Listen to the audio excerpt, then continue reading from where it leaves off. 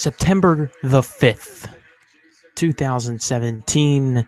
Welcome to the Philly Podcast. And today, I made that lovely venture back to school. And, it was not fun waking up. It's not fun waking up at 6 o'clock in the morning. It's not. As opposed to waking up at 8 or 9 or 10 or 11 or 12 or 1, even during the summer. But, it's something that we have to adapt to. I mean, it is what it is. Can't win them all. You can't. So yeah, 1 week of college football is in the books. We'll talk about that. We're gonna bring up the Eagles a little bit later, and then I'll get to J.P. Crawford. But I want to start with some college football stuff. Very impressed with Penn State. Very impressed with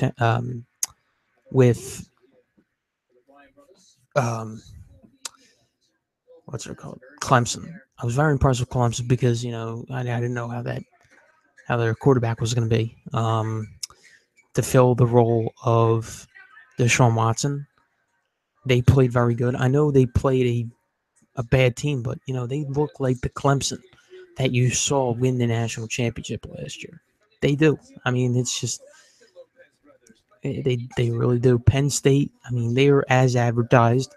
Trace McSorley, Saquon Barkley, they just look like, they're going to do some big things this year. And I'm telling you that right now, that team is legit. Penn State is legit. And I think the Big Ten is the conference now. I mean, I really do. The Big Ten is the conference because of this year, I will say. Because Florida State, Francois went down with the injury. So listen, Florida State's still going to be a pretty good football team. We'll see how their backup is.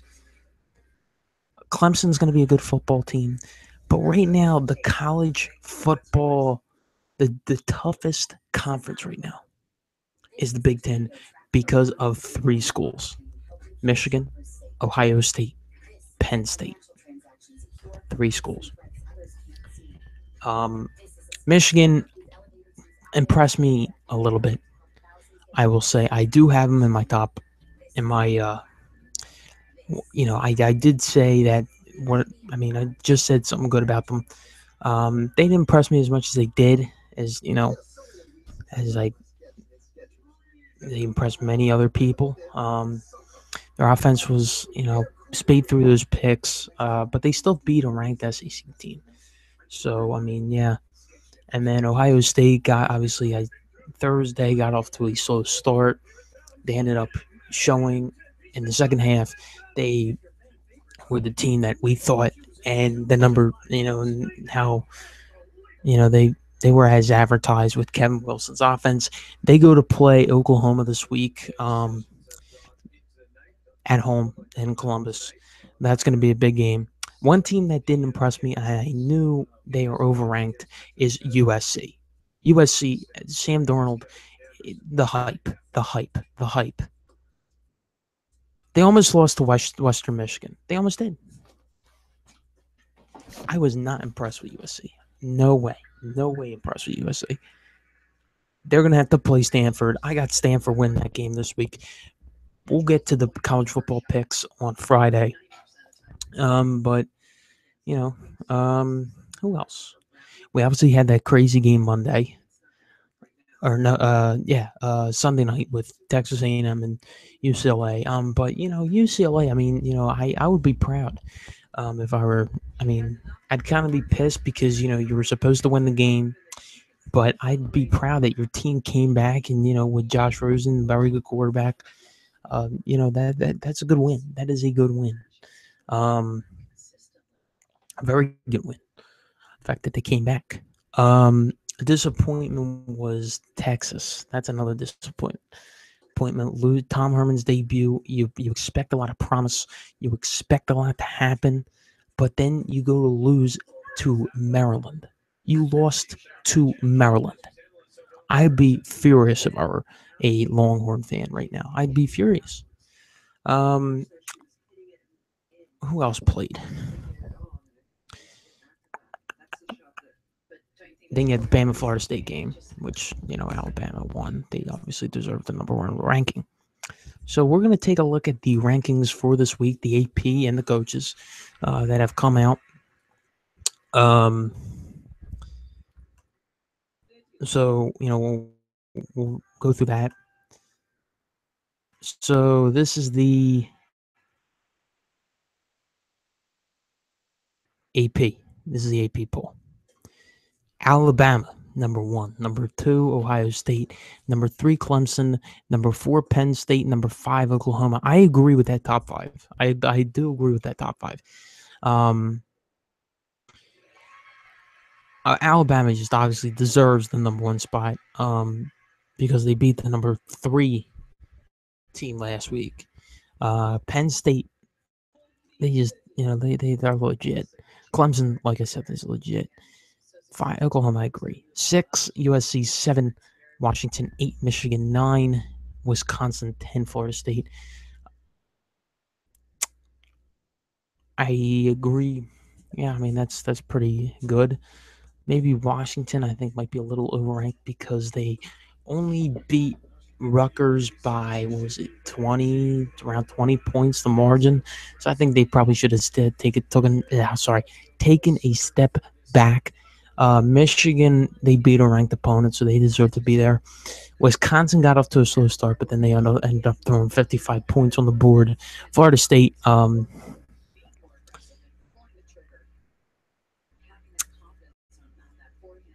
I mean, they lost to the number 1 team in the nation. 11, Oklahoma State. 12, LSU. 13, Auburn. 14, Stanford. 15, Georgia. Pretty good. 16, Miami of Florida. 17, Louisville. 18, Virginia Tech. 19, Kansas State. 20, Washington State. That's good.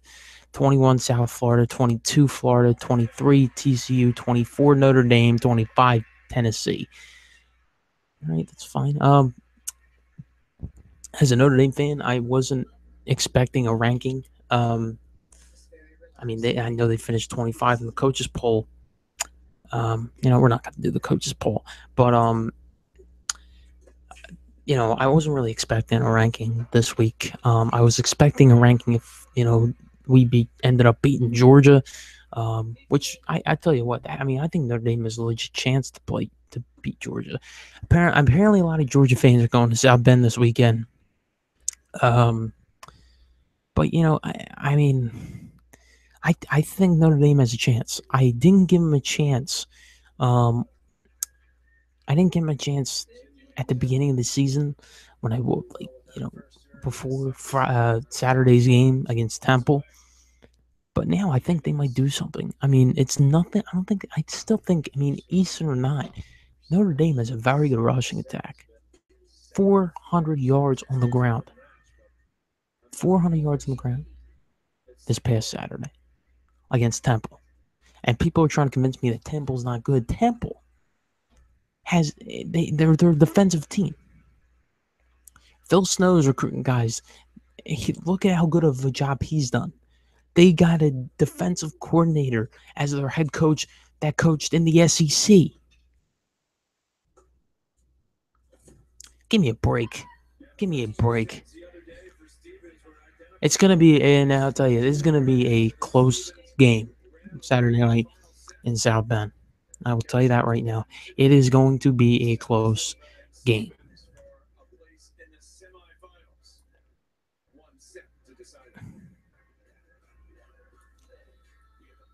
But I agree with most of the top 5 or the top 25.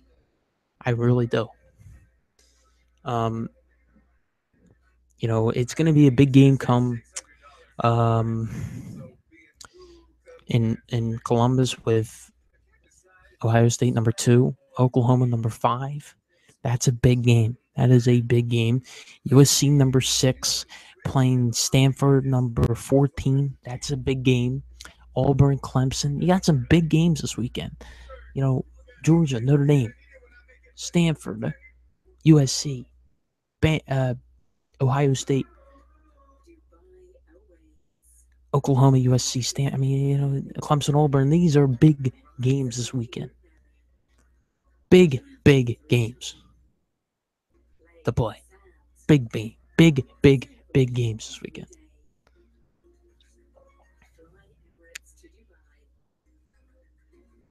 It's going to be a very fun weekend. I'll do my college football picks Friday. I'll do my picks. There's no podcast tomorrow. There's no, and then next week we'll go straight through. Hopefully, Wednesdays I might take a day off. So we'll do the college football picks come Friday. That's when we'll do it. I don't mind the AP rankings. I really don't. It don't really bother me. So yeah.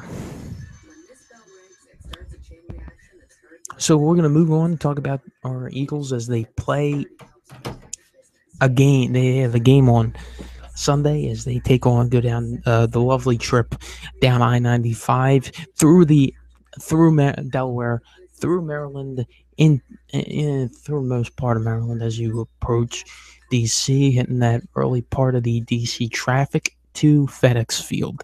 And right now, I'm going to tell you what I think about this game.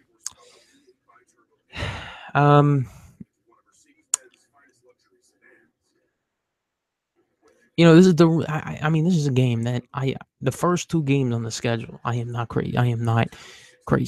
I am not crazy about it because they are tough games. I'm not too thrilled. I am not too thrilled with the first two games. They go to Washington in week 1, which where they haven't won in 3. The last time the Eagles won a game in Landover, Maryland, was the first game of Chip Kelly's career in Philly. The Monday night game to open the season, if you guys remember. This is a team that they haven't beaten at that place since then. The Eagles have lost their last 5 games against the Redskins. Kirk Cousins is 3-1 in his career against the Eagles. The lone loss, and this is the last Eagles win against the Redskins, was in 2014 when Deshaun Jackson returned to Philly. And, Nick Foles was playing that game. There was a big fight. So that was the last time the Eagles beat the Redskins, 2014. They went down to Washington that year, and then they got knocked out of the playoff competition in that game with RG3. That led to 4 straight Redskins wins after that.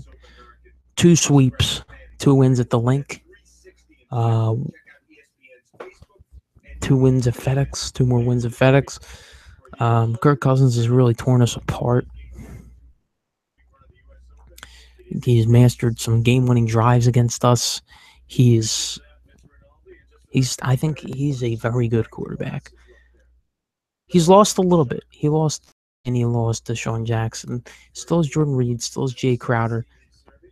But then they added Terrell Pryor. I read an interesting stat about Pryor.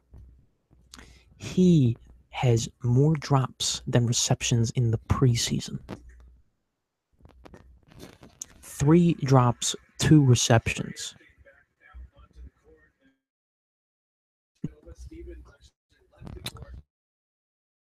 He's going to do a lot better most likely come Sunday, probably. He's going to probably make his mark. We're going to probably have Darby over him. But it's a new weapon for Cousins. It's a new weapon. He's going to use him. He is going to use him. He has Rob Kelly in the backfield, who is a rough and tough running back. He's not nothing right home about. He's no LeSean McCoy. He's no Le'Veon Bell. He's more like LeGarrette Blount. A big guy that can really a tough running back, like an SEC running back. Like Eddie Lacy. He's not he's better than Eddie Lacy, but he's kind of built like him. Eddie Lacy's a little bit more fatter, but he's a rough and tough SEC type running back like LeGarrette Blount. Their O-line, I mean, their O-line's kind of mediocre. I like their O-line better than our O-line. If you match both of them up at this point, our O-line they need a kick in the ass. You need to put everyone in the normal position. I understand Jason Peters has a couple issues going in his family, but be dressed for this game. Go in your normal spot. I want to see all 5 of those guys in their normal spots. I want them in their normal spots better in their normal spots.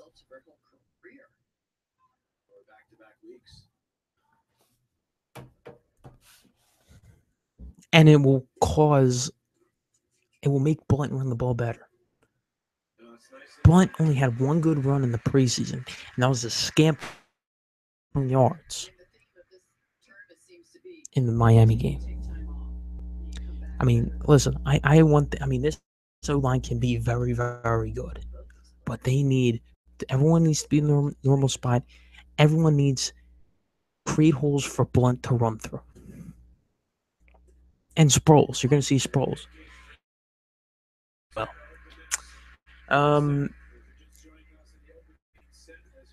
I like our defense in this game. But we have to rush. We have to pass rush good.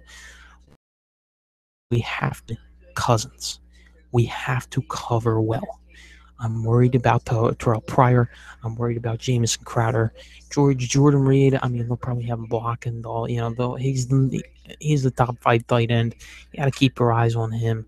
But I want them. I'm the player that I'm worried about on the Redskins side. On the Redskins offense is Kirk. 3-1 record. No, a 4-1 record against the Eagles in his career.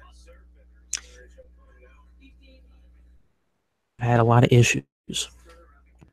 Eagles have had some issues with them. Now we look at the other matchup, the Redskins defense against our offense. I really like our offense. Oh no, I was just talking about the offensive line. Anyway, Carson Wentz. I mean, he has to be careful. Loved how he threw the ball. Loved how he threw the ball in the preseason. He had a little bit of an issue here or there, throwing the ball here or there. But I mean, he looked good for the most part. I'm worried about the running game. I'm worried about the offensive line. Other than that, offense, the matchup with Norman, he's going to either go or Jeffrey. So throw the ball to whoever. I mean, depending on the coverage, see who's open. This is just normal stuff. One player I am worried about, Ryan Kerrigan. I am worried about Ryan Kerrigan. He's killed us in the past. He ended up sacking Wentz, forcing a fumble when we were trying to win the game in the last game we played this team. I'm worried about that matchup. Tobin blocking him. I mean, seriously, at least we don't have Mac Tobin.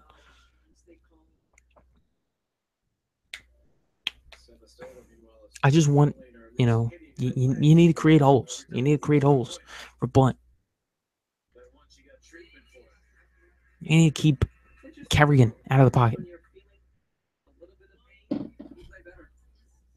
I need the offensive line to play well, because if they don't play well, Ryan Kerrigan is going to turn Carson Wentz into his dummy.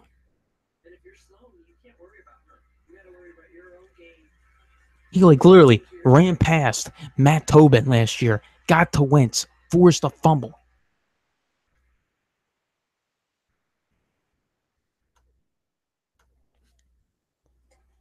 He's the only player I'm worried about on their D-line. In their front seven. I mean, seriously. He's our only player. The back, it's Norman. Other than that, I'm fine.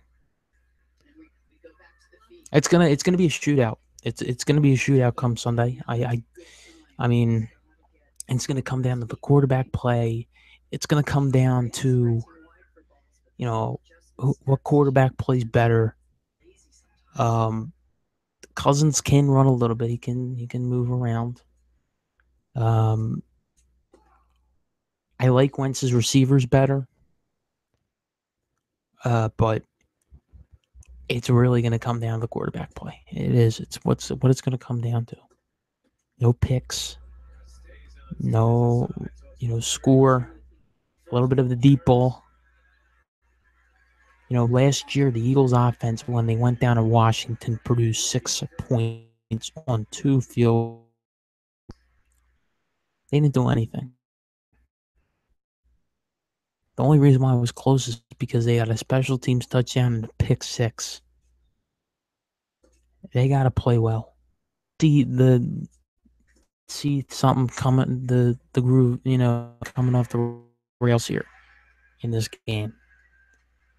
We'll have a few miscues here and there. I mean, they need to be fluent and they need to be potent.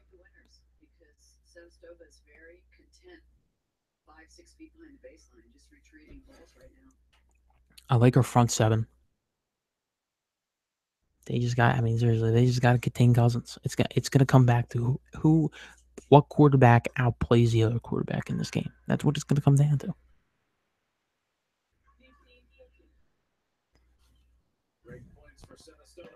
I'll make my pick later. I'll make my pick one of these days. I'm not making it today. I mean, it's a tight. But I'll tell you this: it's a tight game. It's going to be a tight game. And this is a game that, I feel like if the Eagles if they get this game, we got a little bit of momentum going in Arrowhead. And hopefully that'll lead to momentum going into the Giants home opener game, which I think I don't like our first 2 games. I don't like them. Against the Redskins at home, or no, on the road, place you haven't won, and then you're going to Arrowhead, which is one of the toughest environments in all football. And you come home and you play a team that you've man-throttled through the years. They should be Chargers team.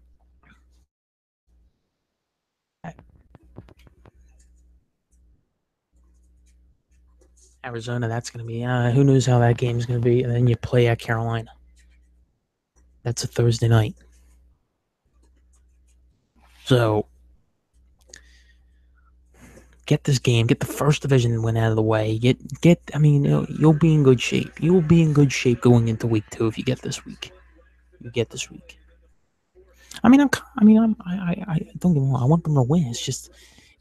I'm just nervous here. Tough. It's a tough game. It's a tough game. So, talk about it a little bit more tomorrow. Donnell Pumphrey apparently says that he was surprised to make the Eagles roster. When did he get drafted? He had like 3rd round pick, 2nd round pick, 4th. No, he wasn't the 2nd round. 4th round pick, 3rd, 4th. They want to see what they can get out of you. They're not going to waste a pick. But it gives the guy. You can say he has a little bit of luck, but that might cause a fire. He might want to work harder. Getting a lot of hate. And Doug, listen, Doug, he shouldn't call the plays. I think he prepares these guys well. I think he prepares the guys to win, but he should not call the plays. You should hand those over to Frank Reich. I know this is another brand of football, but look what Brian Kelly did this year. He handed the plays over. He handed the play calling duties to Chip Long, the offensive coordinator. Look what Notre Dame does. They have 400 yards rushing on the ground, and I know it's college football, but still.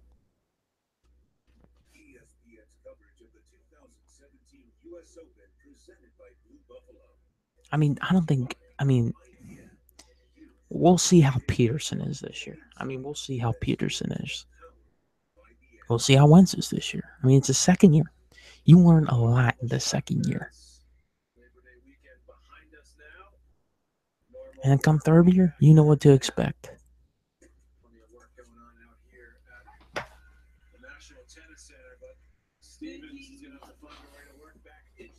U.S. Open. Oh God, it's the only thing on TV right now. I mean, it's a Tuesday afternoon. What do you expect to be on? Oh boy. Oh boy. Um. So this weekend, Saturday night, late Saturday night, after all the primetime college football games are over, like Oklahoma, Ohio State, Notre Dame, Georgia, I will be debuting my NFL Sunday Eve, which will be late at night. After all those games are over, we recap the college games, move on to the pros, make my pick. That's when I'll make my picks probably. I'll make my Eagles pick maybe later week, one of these days. As we move closer to the NFL season, I'll pick the New England game. Obviously, Thursday night, the New England. And I don't know what the whole deal is with Hurricane Irma, with the games down in Florida. I don't know if they're going to move him or not. And then you have that whole Zeke thing. Then you have the whole Ezekiel Elliott thing, which there was like hearing today, something like that today. Okay, so there was a appeal decision coming Tuesday with Z coming today. Okay. Say, I mean, I was listening to um one of the other sports radio shows on my way back from school, and they said that there was something with Zeke Elliott going on today. Okay, so he's appealing his suspension. From what I've heard, they put the suspension on hold.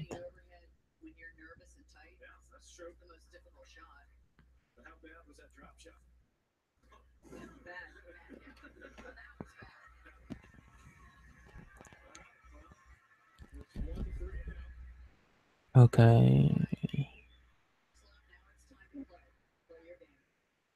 I mean, so apparently there is a all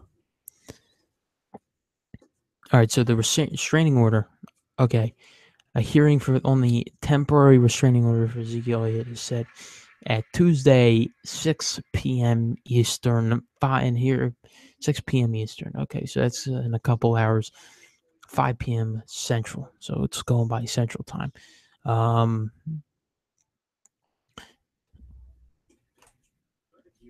So we don't know what the deal is there. I mean, with him and the the girlfriend or the chick or something. I mean, I hope he's suspended. I mean, well, you don't want him to get a suspension because you want to see him get his ass kicked week one. I mean, they're playing the Giants. The Giants have swept the Cowboys. They've won their last 3 games against the Cowboys. They have a very good run stopping defense. Obviously, Snacks, Harrison. So I think they can. They want them to play. I mean, the Giants will win either way. So, and these what the fuck is what? Kissed about chicken again on here? What? Shake, not shake. Oh God. So apparently this guy Blonde Gorman did what the fuck? What I don't know. Whatever this the asshole's name is, he's entered into the live chat, seeing if some chick is gonna get her ass on here or what. Dude, that's what eHarmony's for. We're here to talk sports. Okay, so just get out.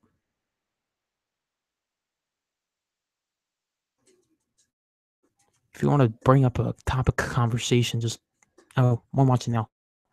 Okay, so he's probably going. So get lost. All right. Came home from school today. I got a freaking migraine. Jesus Christ. Grab a couple ibuprofens, grab something to eat, water. It's gone. Every first day of school, I come home with like freaking headache. Every first day of school, I come home with a headache, a massive headache, a bad headache. And D block, I'm in the last period of the day. I'm in the hottest part of the school. It's terrible. There's no air conditioning in that spot. Like by the J Freeze lobby, like the new with those rooms, it's boiling in there. It's boiling.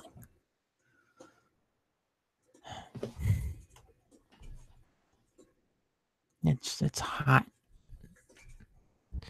Okay, so tomorrow there is no podcast. There's no podcast tomorrow. I got another commitment. Thursday will be on the 4. Friday will be on the 4. Thursday we'll talk about Zeke Elliott. Oh, J.P. Crawford making his debut tonight for the Phillies. He's batting 7th, I think, as they are up in New York playing the Mets. I'm gonna watch that game. I mean, I want to see that guy play. I mean, see if he's here to stay. I mean, it's only his first game, so I'm gonna be watching him the next couple weeks as the Philly season moves out. And apparently Dodgers are a little trailing a little bit, but they build up a pretty big lead, so I don't think they'll lose it. I think I mean they've been banged up a little bit. They've had a little bit of a rough go at it. But JD Martinez hitting 4 home runs in LA. I mean, that's just crazy. That's crazy. D-backs won 13-0 over the Dodgers. So tonight in New York, it is J.P. Crawford's major league debut, the same spot where Nick Williams made his major league debut back on June 29th. I feel like every one of these young Phillies is making their major league debuts tonight. Like seriously. Like, or no, making their major league debuts against the Mets. Like, Nick Williams made his major league debut against the Mets. Rhys Hoskins made his major league debut against the Mets. Now it's J.P. Crawford. So it should be interesting, and like I like to say, we'll see where that goes. We'll see where that goes. All right, so Thursday podcast at 4, Friday podcast at 4. Talking a lot of college football, talking a little bit of Phillies, talking a little bit of Birds as they go on to play Washington on Sunday at 1 p.m. on Fox. On that terror, I mean, Fox is awful football. Fox is awful football. I mean, it's like they play, the way their camera is. It's just, I'm not a big fan of Fox with the NFL. I'm not a big fan of Fox. Anyway, so thanks for tuning in. See you Thursday at 4 on the Philly here. Tune in Thursday at 4. All right, see you.